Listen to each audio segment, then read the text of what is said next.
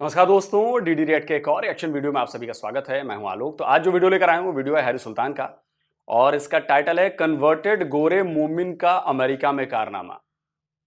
अच्छा जी, फिर से कोई कांड हो गया क्या? फिर से इस्लामोफोबिया फैलने लगा क्या? Let's see.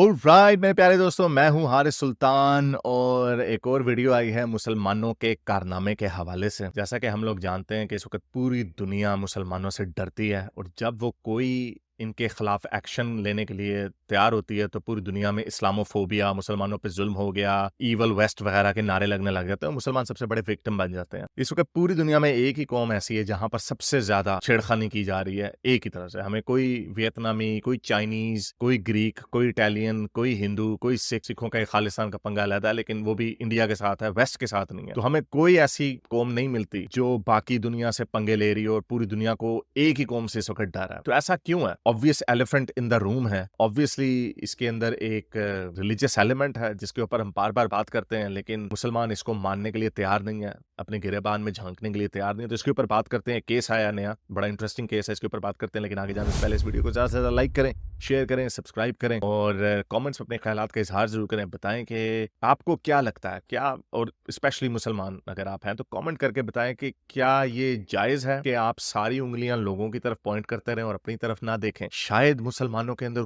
कोई एक ऐसी चीज है, ये कहना छोड़ दें कि हमारा मजहब परफेक्ट है, क्योंकि क्या वजह है कि सिर्फ एक ही मजहब से दहशतगर्द निकल रहे हैं और इसके ऊपर कोई बात करने के लिए तैयार नहीं। मुसलमान नहीं है, बाकी पूरी दुनिया बात कर रही है कि देखो यार, आपकी जो नजरियात हैं जिहाद के, जुल्म हो गया हम पे, हमने शरीयत नाफिज करनी है वगैरह वगैरह, ये सारे कुफार और यहूद और ये सारी जो है आपके अंदर ही क्यों है, बाकी लोगों के अंदर क्यों नहीं है? तो इसके ऊपर बात करते हैं। तो चलें चलते हैं आज की वीडियो की तरफ। एक तो हमने देखा है कि जो मुसलमान वेस्ट में गए हैं वो इस तरह की हरकतें करते रहते हैं। रोज ऐसा वाकया होता है। अभी 2 दिन पहले पेरिस में हुआ है, फिर छुरियां मार के उसने मार दिया। उससे कुछ दिन पहले अभी इंडिया में हुआ है, श्रीनगर में हुआ है। हर जगह हर हफ्ते तकरीबन 2 या 3 ऐसी खबरें आ रही हैं जहां पे जो नेटिव मुसलमान है, जो बॉर्न मुसलमान है, वो कभी ब्लास्फेमी के ऊपर मार देते हैं, कभी इसराइल फलस्तीन के इशू के ऊपर मार देते हैं अनसस्पेक्टेड लोगों को जिनका किसी इससे कोई लेना देना नहीं है, अपनी जिंदगियां गुजार रहे हैं लोग। तो ऑब्वियसली वो रिलीजियसली ड्रिवन है। वो हेट्रेड जो मस्जिदों में इनके कानों में डाली जाती है, अगर हम कुरान और हदीस को 1 मिनट के लिए अलहदा भी कर देते हैं तो लेकिन ये जो जहर मुसलमान बच्चों के जहनों में डाला जा रहा है वो कौन डाल रहा है? लोग रोज कुरान तो नहीं पढ़ते, रोज सूरह तौबा तो नहीं पढ़ते, रोज तो जहादी वाली हदीसें नहीं पढ़ते, इनके कानों में डाली जाती है ना। मस्जिद में जाते हैं, खुतबा सुनते हैं। अमेरिका में, अभी अमेरिका डियरबॉर्न में वो हमास के फेवर में खुल के उसने जलसा एक आदमी ने किया वहां का, डियरबॉर्न मिशिगन में, और वो खुल के ऐलान कर रहा है पूरे मगरिब के खिलाफ जिहाद का, और वहां पे लोग खड़े हुए हैं। तो उसके अंदर कितने लोग होंगे जो गुस्से में आके मरने के लिए, शहीद होने के लिए तैयार हो जाएंगे? तो ये मुसलमानों का वक्त है अपने गिरेबान में झांकने का, लेकिन कोई इसके ऊपर बात नहीं करता। और मॉडरेट मुसलमान जो है, जो वैसे आमतौर पे मॉडर्न कपड़े पहन लेंगे, मौज मस्ती कर लेंगे, लेकिन जब इस्लाम की बात आती है तो सारे एक जगह पे खड़े हो जाते हैं, पूरे मगरिब को, पूरे इंडिया को एज अ दुश्मन देखते हैं और अपने लोगों के अंदर गुस्सा दिलाते हैं, जिसकी वजह से वो फट पड़ते हैं, बोथ मेटाफोरिकली एंड लिटरली। तो ये तो है हमारे जो नेटिव मुसलमान है, लेकिन ये मुसीबत यहां तक खत्म नहीं होती। प्रॉब्लम ये है कि ये मुसलमानों के अंदर जो प्रोसेटाइजेशन का जो एक कीड़ा है, लोगों को इस्लाम में कन्वर्ट करने का जो कीड़ा है, ऑल्दो ऑप्टिकली तो ये बड़ा अच्छा लगता है, लेकिन अगर 1% लोग भी हो जाए तो ये कोई इतनी बड़ी बात नहीं है। लेकिन इससे मुसलमानों का ये भी प्रोपेगेंडा बड़ा फैलाया जाता है कि हाँ जी, Islam is the fastest growing religion. हालांकि ऐसी बात नहीं है, कोई एक आधा अच्छा, इसी पर मुझे याद आया, किसी ने मुझे किसी एक रिएक्शन चैनल वाले की क्लिप भेजी थी। उसमें शायद वो मेरे ही किसी वीडियो को देख के कह रहा था कि पता नहीं कौन सा रिएक्शन चल रहा था, मेरे ध्यान में नहीं आ रहा।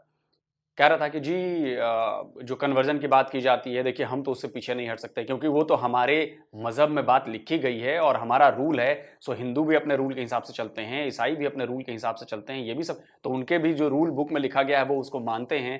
तो भाई हमारे भी रूल बुक में लिखा गया है कि आपको प्रोपगेट करना है, आपको कन्वर्ट कराना है, कन्वर्ट कराना हमारे कानून में लिखा है, तो हम तो उसे मानेंगे ही, हम इसे गलत नहीं मानता। मैं ये कहना चाहूंगा कि अगर मेरे धर्म में कोई गलत बात लिख दी गई, मान लीजिए लिख दिया गया कि जी आपने जैसे ही सुना कि किसी का अपमान कर रहे हैं आपने उसका गला काट देना है।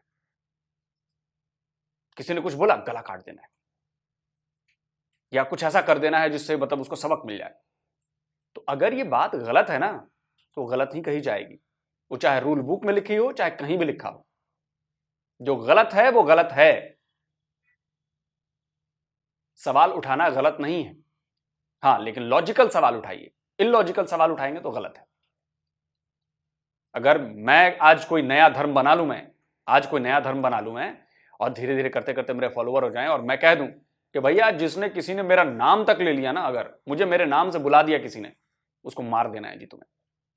आज से 3000 साल बाद, 2000 साल बाद लोग मेरी कही इस बात को कहें कि नहीं, कह के गए हैं कि अगर इनका नाम लिया गया मार देना है, और मेरे लिए वही सच है,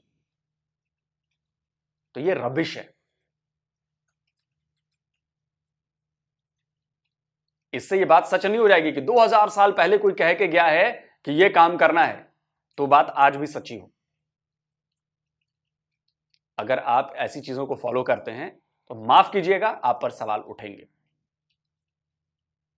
आप पर सवाल उठेंगे। हमारे यहां भी कई चीजों में प्रॉब्लम थी, हमने उसको ठीक किया और कर रहे हैं। जैसे जैसे प्रॉब्लम आती है हम उसको ठीक करते हैं। हम रिजिड नहीं होते कि नहीं नहीं नहीं नहीं नहीं नहीं, नहीं। आज से हजारों साल पहले ये बात कह दी गई है, हम तो उसी को मानेंगे। ये फर्क है, समझिए।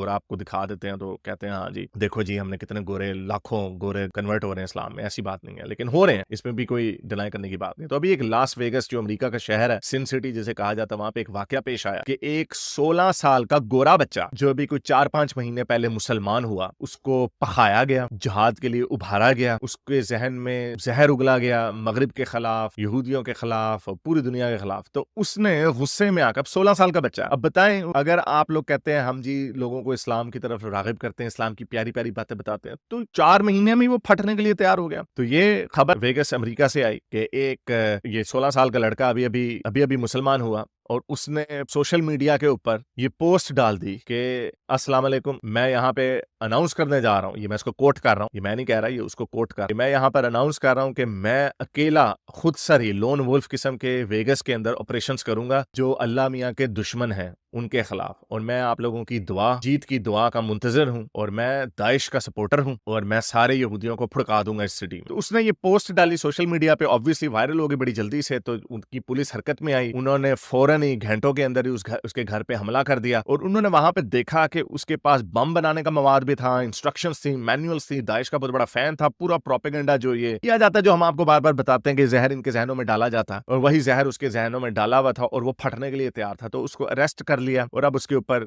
उन्होंने चार्जेस डालने हैं। लेकिन अमेरिका में कवानीन थोड़े यूरोप से बेहतर है, ज्यादा सख्त है, तो जाएगा कुछ सालों के लिए अंदर। लेकिन पॉइंट यही है कि जब हम आपको ये बार बार बात बता रहे हैं, जब ये शक्ल इस्लाम की आ रही है, तो जो लोग कहते हैं कि इस्लाम में इस तरह की बातें नहीं है, तो वो लोग क्यों नहीं इसके ऊपर बात करते हैं? ये इतना बड़ा वाकया हो गया, लेकिन किसी मॉडर्न मुस्लिम अपोलोजिस्ट ने कोई इसको कंडेम नहीं कर रहा, कोई भी नहीं बात करता। ये सारे अपने रोने रोते रहते हैं, लेकिन अपनी तरफ नहीं देखते। कहो इसको, इस तरह के लोगों को कंडेम करो, बार बार कंडेम करो। हम जैसे लोग हैं जो नाकदीन है इस्लाम के, हम लोग ही क्यों इसको हाईलाइट करते हैं? तो ये वो वजह है जिसकी वजह से गोरे आपसे डरते हैं, और जब वो कोई एक्शन लेते हैं तो आप इस्लामोफोबिया का रोने लग जाते हैं। अब जरा खुद सोचें आप, अभी पाकिस्तान में 17 लाख अफगानियों को निकालने का फैसला किया कि सारे तो शरारतें नहीं करते, सारे तो स्मगलिंग नहीं करते, सारे तो तशद्दुद वाली हरकतें नहीं करते, लेकिन आपने कहा कि हमारे मुल्क में ये लोग गंदे काम कर रहे हैं तो हमने सारों को निकाल देना। क्या गोरे इस तरह नहीं सोच सकते? अभी जैसे मैंने आपको बताया फ्रांस में ये वाकया हुआ, क्या गोरे गुस्सा नहीं करेंगे? तभी वहां पे राइट विंग जो पॉलिटिकल पार्टीज हैं वो आ रही हैं, और उन राइट विंग के अंदर व्हाइट सुप्रीमेसिस्ट भी हैं जो सारों के लिए खतरा है, जो अच्छे। आपको समझ में आया कि मैं बात पिछले 1 साल से बातें कर रहा हूं, अब धीरे धीरे देखिए वहां तक बात पहुंच गई है, मेरे पॉइंट पे लोग पहुंच रहे हैं। मैंने बोला था ना, जब अफगान वाला क्राइसिस शुरू हुआ था, मैंने बोला था कि देखिए अफगानिस्तान के लोगों के साथ जो कर रहा है पाकिस्तान, कल को बहुत भारी पड़ेगा, पूरी कम्युनिटी को भारी पड़ेगा। क्योंकि जो वजह आप बता रहे हैं उसी वजह को बताकर दूसरे लोग आपको निकाल बाहर करेंगे अपने देश से, और यह होना शुरू हो गया है और बड़े पैमाने पर होगा आने वाले कुछ टाइम में। मेरी बातें याद रखिएगा, कई बातें तो मैं बोलता नहीं हूं, लेकिन कुछ बातें बताना जरूरी होता है। तो पॉइंट दे देखिए, मेरा पॉइंट पहुंच गया, ये बातें हो रही, कार्रवाई हो रही। अच्छे मुसलमान है उनके लिए भी वो खतरा है। तो अपने अंदर नहीं देखते, सारी उंगलियां दूसरी की तरफ, अपना रोना धोना मचाई जाते हैं। इंडिया में अभी वो जो यूपी में पंजाबी बोल रहा है, खादिम रिजवी के नारे लगा रहा है, उसने बस कंडक्टर के ऊपर गुस्ताखी के इल्जाम पे टोके मार के उसके ऊपर हमले कर दिया। तो क्या हिंदू ना डरे आपसे? फिर जब वो आपके खिलाफ एक्शन फिर क्यों ना ले? आपने तो ले लिया अफगानी अपने मुसलमान भाइयों के खिलाफ, तो वो ना ले, वो ना डरे। क्या ये जो अमन पसंद मुसलमान है, क्या उनका काम नहीं है ये? क्या उनकी जिम्मेदारी नहीं है कि उन लोगों को गले से लगा के? अब वैसे हमने बड़ी ड्रामेबाजियां सुनी हुई हैं कि हाँ जी मुसलमान अपने इखलाक से लोगों को मुतासिर कर रहे हैं, इसको तो ये आप कर रहे हैं। अब बम फाड़ रहे हैं, कहीं पे छुरियां मार रहे हैं, कहीं पे बम फाड़ रहे हैं, कहीं पे औरतों के रेप कर रहे हैं। हमास ने क्या किया? औरतों के रेप करके हमें कहते हैं कि हाँ जी हम इनकी साइड पे हो जाए। तो ये ड्रामेबाजी, ये इतना बड़ा जो एक वॉइड है बीच में कि एक मुस्लिम वे ऑफ थिंकिंग और दूसरी non Muslim way of thinking, और non Muslim way of thinking के अंदर सारे एक पेज पे हैं, चाहे हिंदू हो, सिख हो, चाहे क्रिश्चियंस हो, सारे एक पेज पे हैं, यहूदी वो सारे एक पेज पे हैं कि यार ये जो एक ग्रुप है ना, ये बड़ा, हमें बड़ा डर लगता है इनसे। तो ये इंट्रोस्पेक्शन का मौका है, बजाय इसके कि औरों के ऊपर उंगलियां पॉइंट करते रहे, अपने ऊपर देखें, अपने अंदर बेहतरी लाने की कोशिश करें।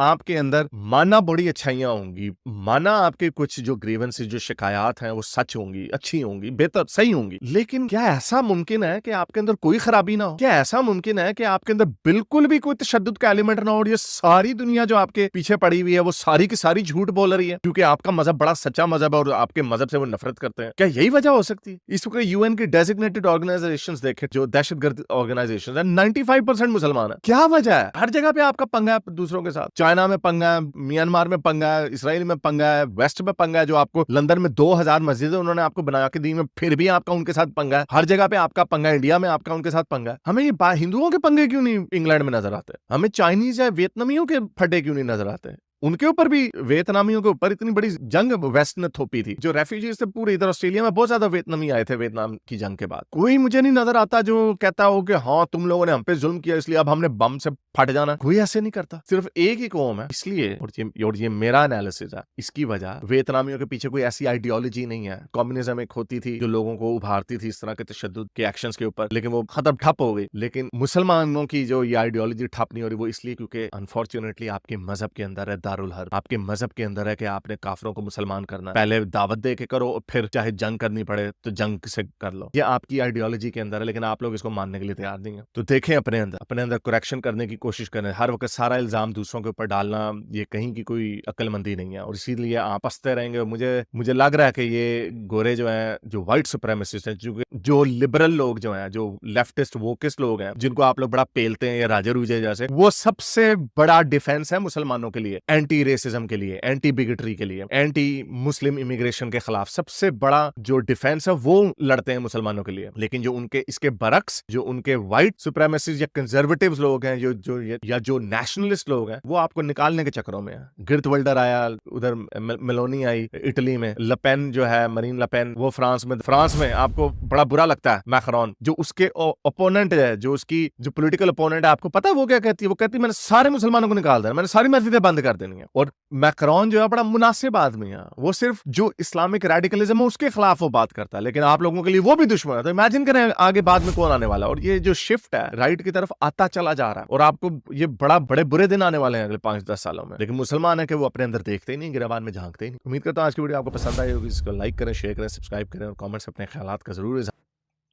चलिए वीडियो खत्म हो गया, और बड़ी पॉइंट की बातें की हैं हारिस भाई ने, बहुत पॉइंट की बातें की। ठीक है, इनके कुछ वीडियोस हैं जिन पर शायद हो सकता है मैं अग्री नहीं करता हूं, लेकिन देखिए वो डिबेटेबल है। ये जरूर नहीं कि मेरी सारी बातों को भी वो अग्री करें। कुछ उनके पॉइंट्स हैं, कुछ मेरे पॉइंट्स हैं। कई सारे पॉइंट्स पर हम एक जैसा सोचते हैं, कई सारे पॉइंट्स पर हमारे विचार अलग हैं। लेकिन देखिए, जो एक पॉइंट है जिसपे हम दोनों के विचार एक हैं, वो है रेडिकलाइजेशन। मैं बार बार ये बात कह रहा हूं कि मुसलमानों के लिए पूरी दुनिया में मुश्किलें बढ़ रही हैं, और ये सिर्फ इसलिए बढ़ रही हैं क्योंकि आप लोग रेडिकल हो। और दूसरी इसलिए बढ़ रही है कि जो रेडिकलाइजेशन को पसंद नहीं करते, जो अमन पसंद मुस्लिम हैं, वो चुप हैं, वो बोलते नहीं हैं। उनको लगता है छोड़ो यार, जो हो रहा हो ना, मैं अपना चुपचाप काम करूंगा, चुपचाप रहूं। आपको बोलना पड़ेगा। आप नहीं बोलेंगे तो आप भी उसमें पिसेंगे, यकीन मानिए। प्रॉब्लम हो रही है, ये पूरी दुनिया में नजर आ रहा है। और इन्होंने बात की वो डच वाले की, ग्रेट वाइल्डर्स की। अभी मैं किसकी, कमर चीमा के साथ साजिद तारड़ साहब की बातचीत हुई थी। मैं कुछ बोलूंगा तो आप लोगों को बुरी बात लगेगी, क्योंकि मैं भी लगातार ये बोलता रहता हूं कि आप लोग मुसलमान कंट्री में माइग्रेट क्यों नहीं होते हो?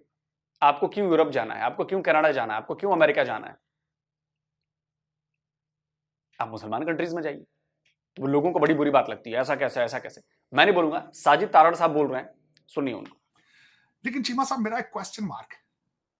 मुस्लिम इमिग्रेशन ने आज तक सबसे पहले तो मैं ये पूछना चाहूंगा कि मुसलमान जो हैं वो वेस्टर्न कंट्रीज में लेने के आते हैं।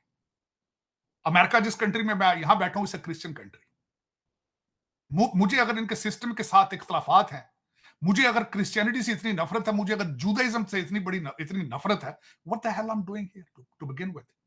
ये मैंने क्वेश्चन हर मुसलमान से यहां पूछा है, कोई जवाब सेटिस्फैक्टरी नहीं। कहते हैं जी हम मेहनत करने आए, मजदूरी करने आए, तो सऊदी अरब जाओ, जाके उसे जुतियां फ्री खाओ नालों नहीं। आपको पता ही है सऊदी अरेबिया के लिए आपके लिए मखसूस अल्फाज है वहां, उनके कल्चर में, उनकी जबान में आपको गरीब मस्कीन कहा जाता है आपको। तो फिर आप वहां जाए मजदूरी करनी है, तो आप यहां क्या लेने आए? ये तो क्रिश्चियन कंट्री। मैं चीमा साहब यहां लॉ स्कूल गया था, तो मेरे लॉ प्रोफेसर बताते थे कि यहाँ के रिलीजन के, यहाँ पे लॉ इनके कावानीन के ऊपर कैथोलिक रिलीजन की ठाप है। तो फिर यहां आप लेने क्या आते हैं? अब आपने रहना इन मुल्कों में है, लेकिन इंटीग्रेट नहीं करना। आपने बर्तानिया को बैंकरप्ट कर दिया, 8-8 बच्चे पैदा करके, वहां पे काम नहीं करना आपने, इंटीग्रेट नहीं करना आपने। तो चीमा साहब, उनका कसूर है कि अगर आपका कसूर है, आपने पेरिस को क्या दिया है आज तक? वहां पे मुसलमान इमिग्रेट, मेरा ये क्वेश्चन मार्क है। मेरे साथ कोई बंदा डिबेट करे, मैं ये चैलेंज करता हूं, आपकी मुस्लिम इमिग्रेशन ने दुनिया को अभी तक दिया क्या है? क्या दिया? किसी वेस्टर्न मुल्क को कुछ दिया इन्होंने? मेरा ये चैलेंज। अब वो तंग आ चुके हैं। मैंने उस बंदे की पूरी स्पीच सुनी है, वाइल्डर की, जो डच है। उसने कहा जिन घरों में ये बैठे हैं उससे सबसे पहले डच सिटीजन्स का हक है। जो जाबे ये छीन रहे हैं उन पे सबसे पहले डच सिटीजन्स का राइट है। आपको तलियों पे उठाते हैं वो पॉलिटिकल असाइलम के चक्कर में। कनाडा अभी भी उठा रहा है। फिर आप वहां रहते हैं, फिर you bad mouth about them at the same time, और फिर आप कहते हैं कि हमने लंदन को इस्लामिस्तान बनाना है। और यार पाकिस्तान की तुसी जम पड़ो, पहले पाकिस्तान से इस्लाम बना लो। वहां पे शरिया की कोई चीज में, पाकिस्तान में मेरी नजर में कोई चीज इस्लामिक नहीं है। मेरी नजर में कोई इस्लामिक चीज नहीं है वहां पे।